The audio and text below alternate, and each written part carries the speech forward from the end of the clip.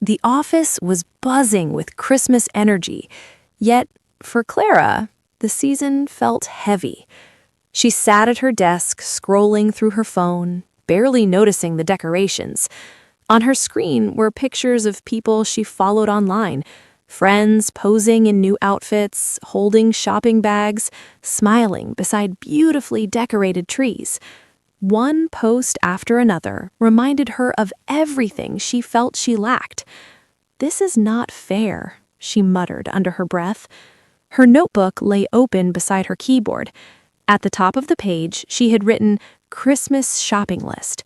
Below it were many items: new shoes, new clothes, a new handbag, a better phone, hair makeover.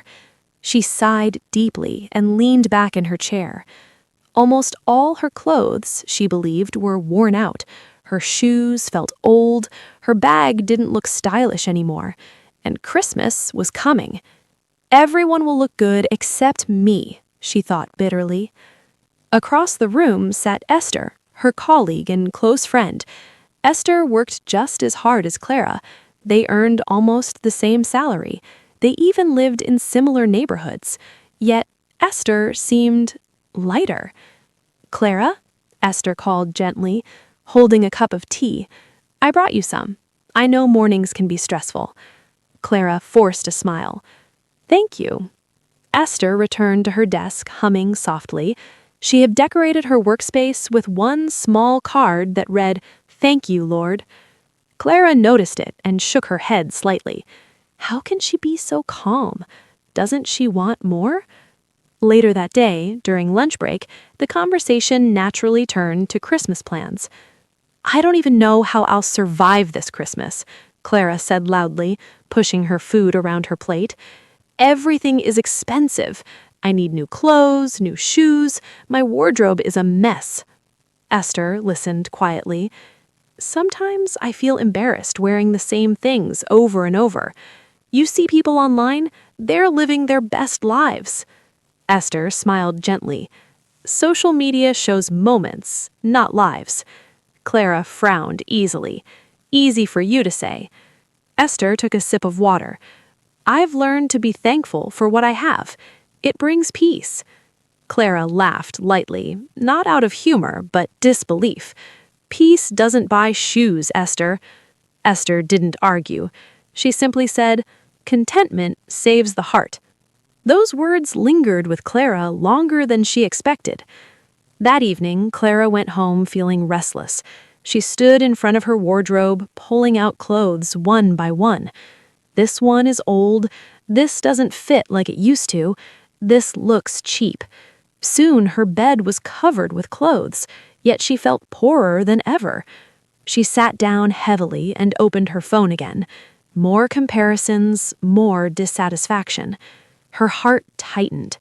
"God, why is my life like this?" she whispered, not in prayer, but frustration. "Why can't I have more?" She didn't wait for an answer. The next day, something happened. The office announced a small Christmas outreach. Employees were encouraged to contribute items for less privileged families: clothes, food, and essentials. Clara felt annoyed. Another expense, she thought. Esther, however, looked excited. "I have some clothes at home I'd love to share. They're still good." Clara stared at her. "You're giving out clothes? Don't you need them?" Esther smiled. "I have enough." Those words struck Clara deeply. I have enough. 2 days later, an incident occurred that Clara would never forget.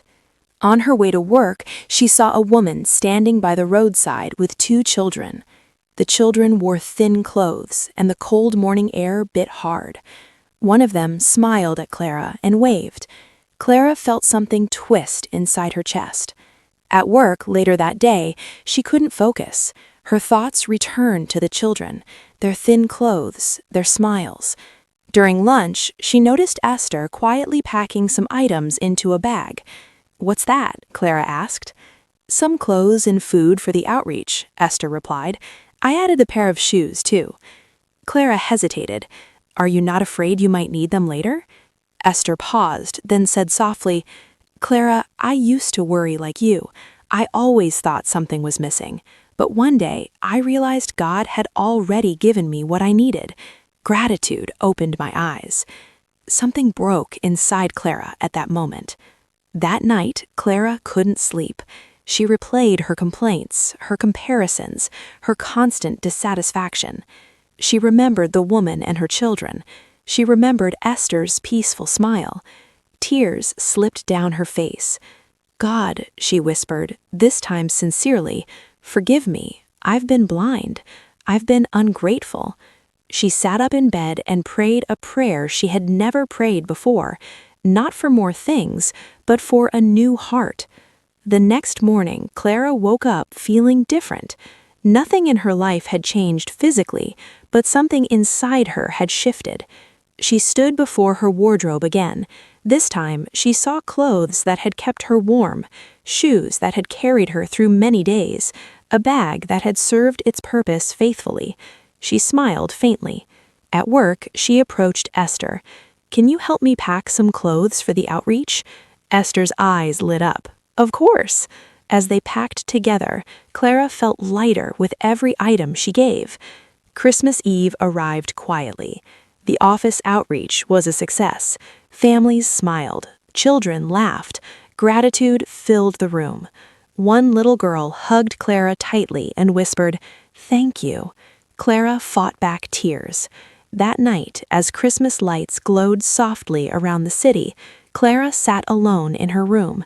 She didn't have new shoes, she didn't have a new bag, but her heart was full. For the first time in a long time, she felt rich. Sometimes the joy we are searching for is already in our hands.